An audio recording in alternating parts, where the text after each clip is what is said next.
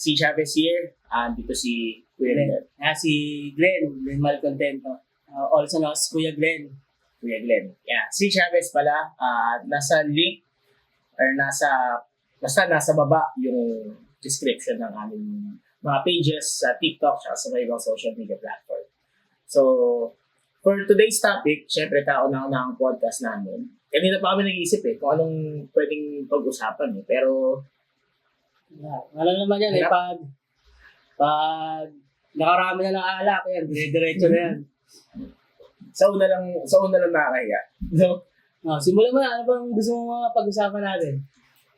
Hindi. Kasi kanina, nung nasa Basaw, nanonood ako ng mga parang mga gruesome sa TikTok. Hindi kasi pinapakita doon. Parang, lang nila, may preview pero hindi tinutuloy. Kasi alam ko may restriction sila sa restriction doon. Yung parang mas about sa Mexican na parang hinahataw-hataw ng itak gano'n. May ba yung napanood kong gano'n? Yung mga parang Texas Chainsaw Massacre. Parang Texas Chainsaw. Hindi ko hinanap yung video. Sabi ko sa Google. Minsan pag ginugol mo parang makikita mo yun. Wala, hindi nila ipapakita. Tapos nag-try ako, di ba dati, Best Gore, yung yung website na, tsaka yung live leak ba yun? Wala na yung live leak. Hindi ko alam kung mali lang ako na sila-search or nagbago na sila ng website. Pero, wala Alam ko maraming ganung movie sa mga mga 80s, tsaka 90s mga Japanese films. Tulad yung Guinea Pig. Meron siya marami siyang, parang kada parang siya episode iba't ibang kwento. Tapos meron din yung Japanese na film na yung paano siya? Teka. Film talaga na. Mga band film siya talaga. Band? Ibig sabihin totoo yung ginagawa nila? Oo. Tulad nung sa yung bang title nun? Kasi Japanese siya yung Guinea. Isa dun sa episode ng Guinea Pig. Parang siyang samurai, yung costume ng makalumang Tapos kumidnap siya ng isa parang koleya, parang ganun, estudyante. Tapos tinali niya sa parang sa lamesa. Tapos ang ginawa nung Japanese na tinurukan niya ng maraming anesthesia, yung buong katawan ng babae. Kasi hanggang sa wala na siyang maramdaman yung babae. Ang ginawa niya, isa-isa niyang tinap-tap ng buhay. Pero hindi nararamdaman yun. Hindi nararamdaman. Wala yata yung iniwan niya. Parang tinaga niya yung paa, pinutol niya yung paa, parang walang nararamdaman yung babae. Parang groggy pa yun. Para kasi sa may anesthesia. Hanggang sa kamay, balikat, gano'n na lang. At syempre, yung huling-huli, yung ulo na, tinatay niya na. Walang hirap nun, pero mabait pa rin siya. Tapos ang creepy pa doon, yung itsura nung Japanese, parang mga makeup ng mga sinaunang mga Japanese na samurai. Mga kabuki, mga gano'n, di ba? 90s natin. Na mga banda siyang 80s to 90s. Pero totoong tao talaga yung... Hindi. So, sobrang makatotohanan nung movie na yan. Yung director, ang dami niya natanggap na death threat sa buhay niya. Kasi mukhang kasi binanda siya sa mga iba't ibang bansa, gano'n.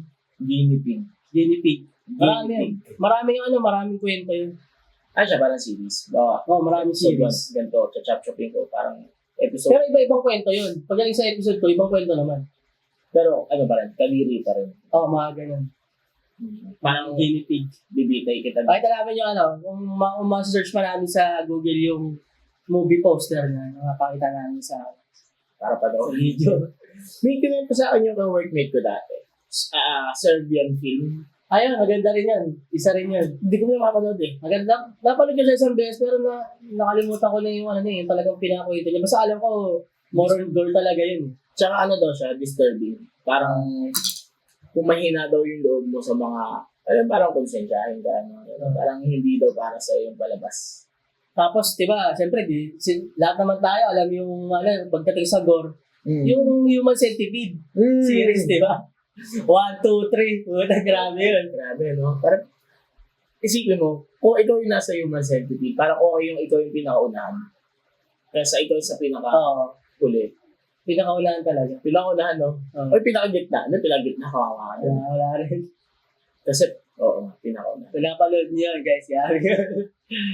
Kung gitna kasi tahi ka na sa bibig, tahi ka pa sa puwet. Oo. Diba? Parang, yung sakit mo. Hindi ka gaya ng tatahin ka lang sa puwet. Diba? Kasi ikaw lang yung hanap ng kakain. Pero, kung ako sa kanila, makatakas ka naman eh. Oo, Parang- yun nga lang. Tulak mo lang na ganun yung nasa harap. Kaso diba syempre, may sugat ka, may tahi ka sa ano pa. Pero parang mahirapan kang kumilos ng gano'n. So, hindi ba nakaano yung jaw nila? Wala nang ginawa sa jaw. Hindi ka na lang. Parang hiniwa lang to. Tapos tinahi dun sa... Balat lang, no? Mahirap kapag kasama sa jaw eh. Nakaidinigit sa pelvis mo. Matino ko lang kung makikita ko pa yung title nun sa Japanese na isa pa. May halong ano rin yun eh. May halong may pagka-porn.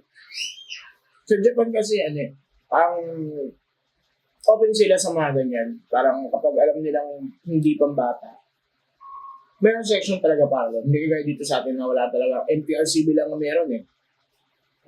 Doon nahigpit. Hindi naman nahigpit. Parang ko ma-explain. May restriction sa amin. Nagpapalabas sila sa sinihan ng pang R18 talaga.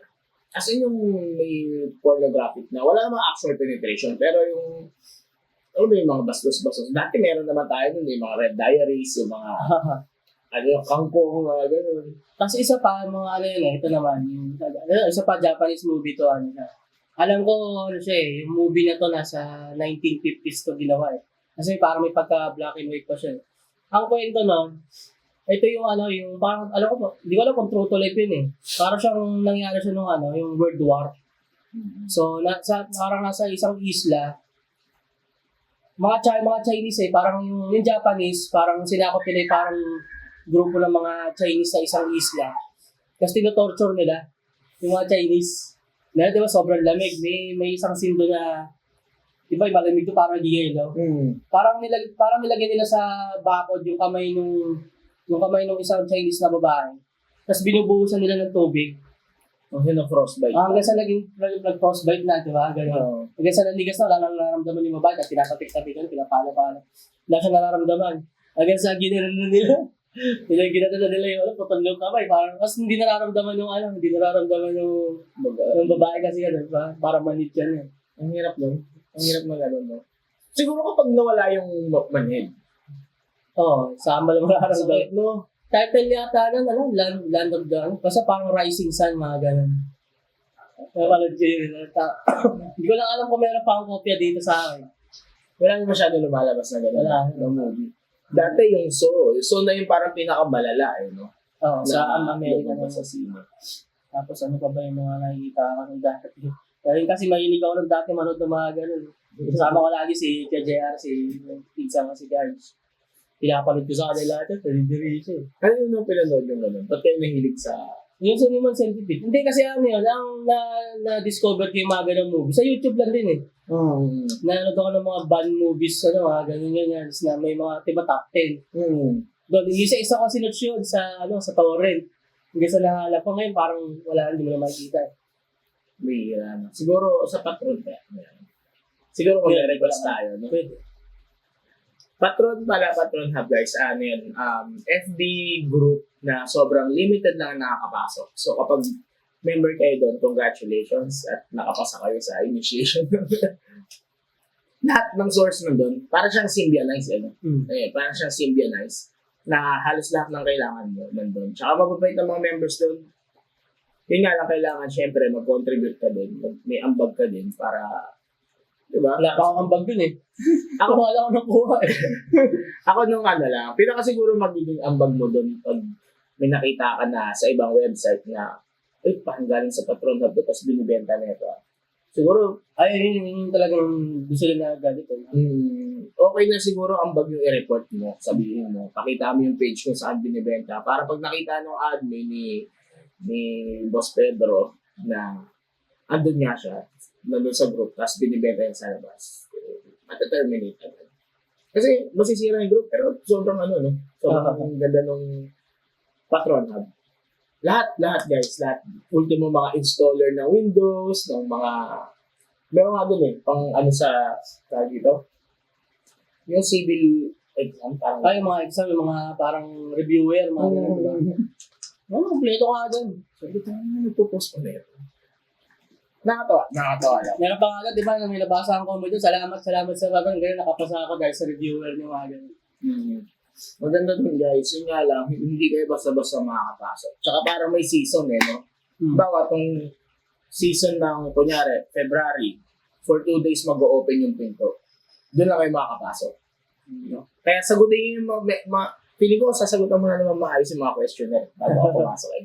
May iba kasi parang ini-skip o parang hindi na lang nila sinasagutan. Pero may factor yun Kumbaga hindi mo na nga sinagutan, what more, ano pang gagawin mo kapag nagbigay kami ng rules dito sa group, di ba? Ina-chapera mo nga din, sabihin, i-chapera mo rin yung ibang rules and regulations. Tama. Balik na tayo sa mga movies.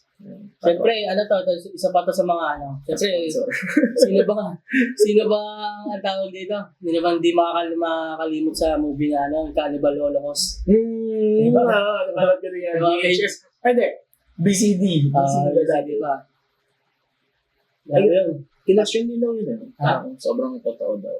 Kinestyon din. Pati yung Green Inferno. Yung mga ganun. Hindi ko naman. Parang ganun din. Ano rin, cannibal. Tuhog-tuhog tao. Green Inferno. Green Inferno. Feeling ko narinig ko na siya. Talaga mga bandang 2,000 yata na movie na Green Inferno. Okay. Oo nga. Napanood ko lang. Tapos, ano pa ba yung mga movie Siyempre, hindi mawawala yung Texas Chainsaw Massacre tsaka yung Saw. So talaga, maganda nga lang yung mga plot twist na Saw. Napanood mo ba? 1 to 7 ba?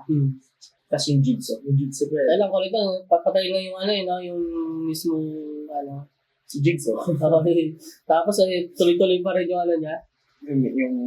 Meron siyang descendant, di ba? Meron siyang protege. Yung babae.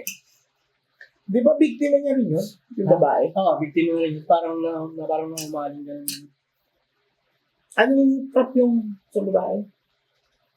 Sobrang dami na. Di ko na maalala dun Siguro pag nakakita ko ulit pag napanood ko maalala ko. Pero isa siya sa mga nakasurvive. Isa siya. Ay, na tayo kukunin yung sa tiyan yung yung susi.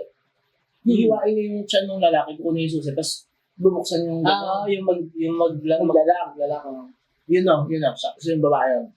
Tapos, meron pa isang movie.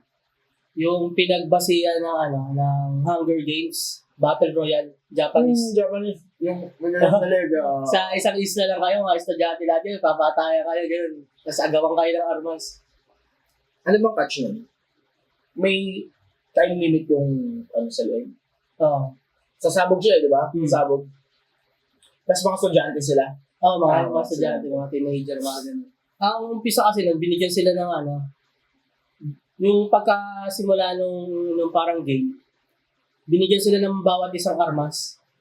Yung iba nga parang palayok yung yung binigay sa kanila Siyempre, lugi sila sa may mga katana, may mga baril, di ba? Ano yung random? Random yung bigay ng mga armas. Mga tubo, martilyo. Ulit yan Tapos dadalhin kayo sa isla. Nasa isang isla lang kayo. Bukay mo kung sinong matira doon, yung malalalo. Battle Royale. Yun yung parang pinagbasihan ng Hunger Games. Yung sinabi rin ng doktor ng director yun na inspiration. Yun yung inspiration niya sa paggawa ng Hunger Games. Pero matagal yun, 90s yun, di ba? O early 2000s. Naalala ko na, yung isa pang Japanese gore, Ichi the Killer. Okay. Parang narinig ko nga. Yung para siyang yung mga yakuza yun. Yung itsura ng poster ng movie, yung may malaking hiwa dito. Tapos may, basta malaki yung Ichi the Killer. Tapos masagog yung Ichi the Killer. Ichi. Ang ganda nun. Ayan, ganda yan. The best yan sa mga maganda. Kaso may halo kasi onting porn. Parang siyang yakuza ka, Nakakulit yan yung bida. Yung bida para siyang para siyang isip bata.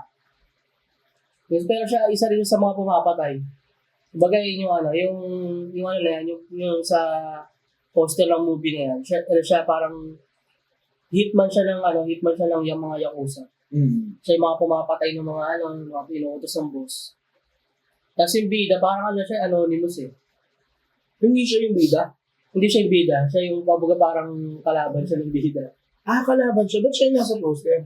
Siya yung parang iconic na ano dun eh. So, ito. So, hindi pala siya bida. Hindi siya yung ano. Okay Maganda yan. Ayan, may manga yan. May manga din. Ay nga, kalate oh. Ayan. Ayan yung pinatay ng bida. Ang labit ng bida dyan. Gogo Voltes 5. Yung sapatos niya may concealed na blade. Yo. So, sobrang lakas niya na yung parang high kick niya. Nahati yung yung kalaban na yun. So, guys, alam mo yung Voltes 5 na kapag ginanon yung kalaban ni Voltes 5. Ayan oh. Ganun yun, malapit yung movie na yan. I-google nyo na lang, baka mamaya ma-restrict kung nakita ko. Tapos, may isa pang, ayun, naaalala ko na yung mga title ng mga gore movies na napanood ko. American siya. Grotesque. Grotesque yung... Grotesque QUE. Yung parang ganun. Yung parang yung serial killer, nang-kidnap siya ng magjowa, random. Kasi tinorture niya yan. Ganun sa US no? Parang anong mga serial killer sa US? Parang talamak. Tapos ano pa ba yung mga naalala ko mga ganung movie? Mga wrong turn, parang ano kasi yun. Hindi na makatotohanan no? Parang ang labong mangyari sa totoong buhay. May kinento ka sa akin yun hindi siya movie. Parang documentary siya na sabi mo, parang silang professional. Tapos, nag-post siya sa parang deep web o dark web na kung sinong gustong magpakain sa akin. Oo, true to life yan, yung Russian. Russian ba? Russian yun sa yung ginawa ng documentaries yun eh. Yung sinabi mo binito ng patiwarin, ginawa parang baka. Tapos, ang kwento kasi nun, parang siyang simula ng bata siya, parang parang obsessed siya sa pagpatay. Yung serial killer yung Russian. Sino ba yung biktima niya? Professional din. Engineer. Tapos siya, doktor. Tapos yung na yun, yung killer na yun, tsaka yung engineer na yun, sila, homosexual sila. So parang ang akala Dammer din pala. parang gano'n. Isa rin sa mga yun. Tapos, ang naman nun, kaya napapayag niya yung engineer na parang kainin siya o patayin siya. Ang naman, parang ang tawag dito? Fetish ba yan? Parang hilig nung engineer na yon. Pain. Yung German, hilig niya pagpatay.